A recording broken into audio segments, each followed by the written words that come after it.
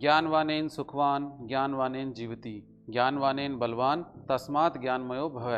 ज्ञानी इंसान सुखी है और ज्ञानी ही सही अर्थ में जीता है। जो ज्ञानी है वही बलवान है, इसलिए आप भी ज्ञानी बनो। सही गाइडेंस एवं ज्ञान का सही मार्ग किसी भी सफलता का मार्ग है। प्यारे बच्चों, बहुत जल्द आपके मध्य एक ऐसा ऐप लाने जा रहे हैं जिसके माध्यम से LSA एवं एग्रीकल्चर सुपरवाइजर के कंपटीशन एग्जाम के सभी विषयों को सारगर्भित माध्यम से समझाया गया है। बहुत ही रुचिपूर्ण तरीके से मल्टीमीडिया के माध्यम से प्रत्येक विषय को आपके मध्य रखा जाएगा। उसके बाद प्रत्येक विषय की परीक्षा में पूछे जाने वाले एवं कठिनतम प्रश्नों को जोड़कर विस्तार पूर्वक समझाया जाएगा। प्यारे बच्चों, इसमें क्विज बैंक एवं क्वेश्चन बैंक को भी जोड़ा गया है, जिसके माध्यम से प्रत्येक विद्यार्थी को घर बैठे एक ऐसा लर्निंग एनवायरनमेंट दिया जा रहा है जो कि विषय को समझकर प्रश्नों को हल करने की कैपेसिटी डेवलप करता है। आर्टिफिशियल इंटेलिजेंस पर आधारित यह ऐप रेगुलर मॉनिटरिंग के माध्यम से जिस विषय पर विद्यार्थी कठिनाई महसूस करता है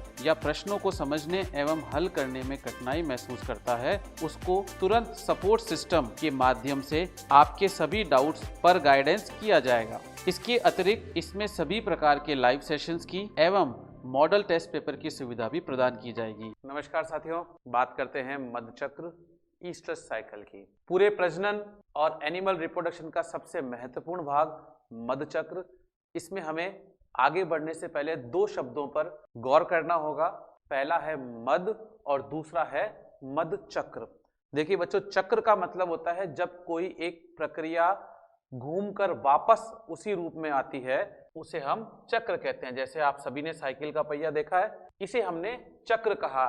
इस चक्र को हम कई अवस्थाओं में बांट सकते हैं। मध चक्र को हम मुख्यतः 4 अवस्थाओं में बांटते हैं। तो आप ये देखिए, एक मध से लेकर दूसरे मध के बीच के समय को हमने ईस्ट्रस साइकिल या मध चक्र कहा। जैसा मैंने पिछली स्लाइड में बताया था कि मध चक्र को हम 4 अवस्थाओं में बांटते हैं और इन्हीं अवस्थाओं में से आप कह सकते हैं कि 2 फेज मिलेंगे आपको। एक फेज होगी फॉलिकुलर फेज और दूसरी फेज होगी ल्यूटियल फेज। बहुत ही सरल शब्दों में समझिए बच्चों, फॉलिकुलर फेज का मतलब है वह स्थिति जब अंडाशय पर फॉलिकल मिलता हो, और वह स्थिति जब अंडाशय पर चपटी मासल संरचना मिले, इसे हम ल्यूटियल फेज कहते हैं। अगर आप 4 अवस्थाओं की बात करोगे तो पहली अवस्था होती है प्रोईस्ट्रस। देखिए, प्रोईस्ट्रस वह अवस्था होती है जिसमें पुराना चक्र समाप्त हो रहा है और नया चक्र बन रहा है। इसीलिए इसे बिल्डिंग अप पीरियड भी कहते हैं, यानी ये एक आधारशिला की तरह कार्य करती है। आप चित्र में देख सकते हैं कि यहाँ पर एक फॉलिकल का निर्माण प्रारंभ हुआ है और यह फॉलिकल क्योंकि निर्मित हो रहा है तो इस फॉलिकल से ईस्ट्रोजन का स्त्राव शुरू हो जाता है। जैसे ही ईस्ट्रोजन का स्त्राव शुरू होता है, पशु में लक्षण प्रदर्शित होने लगते हैं, जैसे योनि से म्यूकस का स्त्राव होना। जो गाय मध में होती है वह दूसरी गाय पे माउंट करती है, पशु रंभाने की कोशिश करने लगता है। जितने भी लक्षण मध में आते हैं वह लक्षण कम मात्रा में प्रोईस्ट्रस अवस्था में आने लगते हैं। अगली अवस्था आती है ईस्ट्रस अवस्था। अगर मैं इसे फेज में गिनूं तो यह भी फॉलिकुलर फेज में ही शामिल होती है। बच्चों, पूरे मध चक्र की सबसे महत्वपूर्ण अवस्था होती है ईस्ट्रस, और इस ईस्ट्रस अवस्था को हम मध, ताव, हीट कुछ भी कह सकते हैं। जो आप सुविधाजनक तौर पे मानते हैं उसे कहिए। यह वो अवस्था है जिसके अंदर गाय हीट के लक्षण प्रदर्शित करती है, जैसे रंभाना, पैरों से मिट्टी को खोदना, बार बार यूरिन करना। इस लक्षणों का मूल कारण है अंडाशय पर मिलने वाली परिपक्व पुट्टिका, जिसे हम ग्राफियन फॉलिकल कहते हैं, उससे निकलने वाला लैंगिक हार्मोन ईस्ट्रोजन। यही ईस्ट्रोजन गायों में ताव के लक्षण को प्रदर्शित करता है। इस अवस्था में गायों से वजाइना से रंगहीन कांच के समान श्लेष्मा स्रावित होने लगता है। जैसा कि आप स्लाइड में देख रहे हो बच्चों, इस ईस्ट्रस अवस्था को भी हमने 3 भागों में विभाजित किया है। प्रारंभिक, मध्य व लेट, यानी अर्ली, मिड व लेट। कभी बार बहुत बच्चों को ये कंफ्यूजन होता है कि सर मिड ईस्ट्रस और मैट ईस्ट्रस एक जैसे ही हैं। नहीं बच्चों, ईस्ट्रस अवस्था को हमने, आप देखिए यहाँ पर 3 भागों में विभक्त किया है। ईस्ट्रस अवस्था को 3 भागों में विभक्त करने का मूल उद्देश्य यह है कि मेटिंग का उपयुक्त समय क्या होगा यह पता करने के लिए। तो मेटिंग का सबसे उपयुक्त समय होता है मिड ईस्ट्रस। गाय भैंसों में यह ईस्ट्रस काल बहुत छोटा होता है, इसलिए कभी कभार कुछ गायें या भैंसें लक्षण प्रदर्शित करे बिना ही मध्यकाल से निकल जाती हैं। अगली अवस्था आती है मैट ईस्ट्रस अवस्था।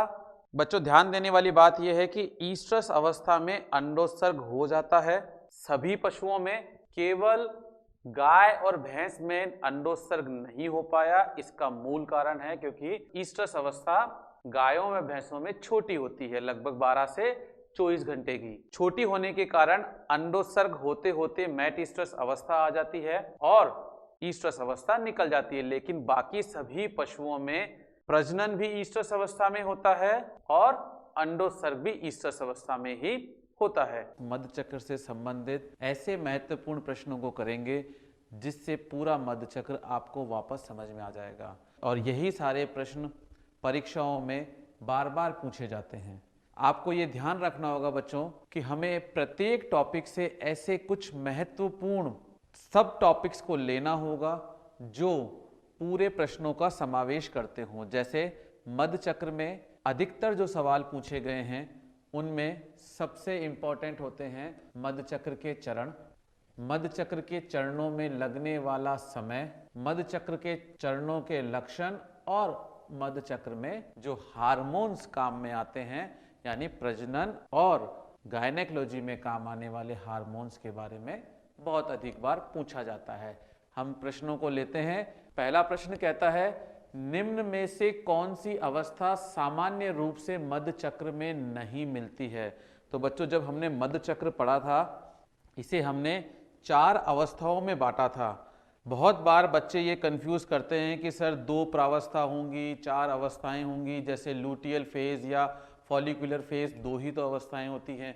नहीं बच्चों, स्पष्ट तौर पर आपको मध्यचक्र को 4 अवस्थाओं में ही बांटना है। इसमें से एक अवस्था आती है प्रोईस्ट्रस, दूसरी अवस्था आती है ईस्ट्रस, तीसरी अवस्था आती है मैट ईस्ट्रस और चौथी अवस्था आती है डाईस्ट्रस। तो हमने देखा यहाँ पे ये 4 अवस्थाएं हैं। एन ईस्ट्रस जो अवस्था है वह अवस्था सामान्य रूप से नहीं मिलती है। यह वह अवस्था है जिसमें पशु मद में नहीं आता है, यानी पशु हीट में नहीं आना एन ईस्ट्रस की श्रेणी में आता है। एन ईस्ट्रस एक सामान्य अवस्था है जबकि गायों में यह सामान्य अवस्था नहीं है। तो बच्चों इसका आंसर क्या जाएगा? सी। तो बच्चों दूसरा सवाल देखते हैं। मध्यचक्र की अवस्था जिसमें गाय भैंसों में अंडोत्सर्ग होता है। तो जब मैंने आपको मध्यचक्र पढ़ाया था उस समय बताया था कि सभी पशुओं में अंडोत्सर्ग एक ही पीरियड में होता है जिसे हम ईस्ट्रस कहते हैं। ईस्ट्रस पीरियड में 2 बातें होती हैं बच्चों, आपको याद आ रहा होगा, मेटिंग भी ईस्ट्रस पीरियड में ही होगी और अंडोत्सर्ग भी ईस्ट्रस पीरियड में ही होगा। यही एक पीरियड है जिसमें गाय बुल को माउंट करने देती है, इसीलिए इस पीरियड को हम स्टैंडिंग हीट भी कहते हैं। आपको याद आ रहा होगा। तो मध्यचक्र की अवस्था जिसपे गाय भैंसों में अंडोत्सर्ग होता है, इसका आंसर जाएगा बच्चों मैट ईस्ट्रस। Very very important question. तीसरे सवाल की ओर बढ़ते हैं बच्चों। मध्यचक्र की मध्य अवस्था किस पशु में सबसे छोटी होती है? बहुत ही इंटरेस्टिंग क्वेश्चंस, और यहाँ पे बच्चे कंफ्यूज होते हैं। इसी कंफ्यूजन को दूर करने के लिए आपके लिए ये मैं स्पेशल क्लास लाया हूँ जहाँ पर हम बात ये करेंगे कि प्रश्नों को पढ़ना कैसे है और उनको सॉल्व कैसे करना है। तो देखो बच्चों, मध्यचक्र की मध्य अवस्था, और बहुत बार मेरे प्यारे बच्चों आप ये गलती कर देते हो कि यहाँ पर आप सीधा मध्य अवस्था को ना पढ़ के ये पढ़ते हो कि मध्यचक्र की अवस्था सबसे छोटी किसमें होती है, और आप आव देखते हो न ताव सीधा भेड़ पे टिक कर देते हो, जो कि सरासर गलत है। देखो बच्चों ये क्या कह रहा है। अब आप सभी जानते हैं कि मध्यचक्र के अंदर सभी पशुओं में कुतिया को छोड़ दिया जाए और घोड़ियों को छोड़ दिया जाए तो ईस्ट्रस काल छोटा ही होता है, लेकिन गाय व भैंस में यह काल सबसे छोटा होता है। धन्यवाद।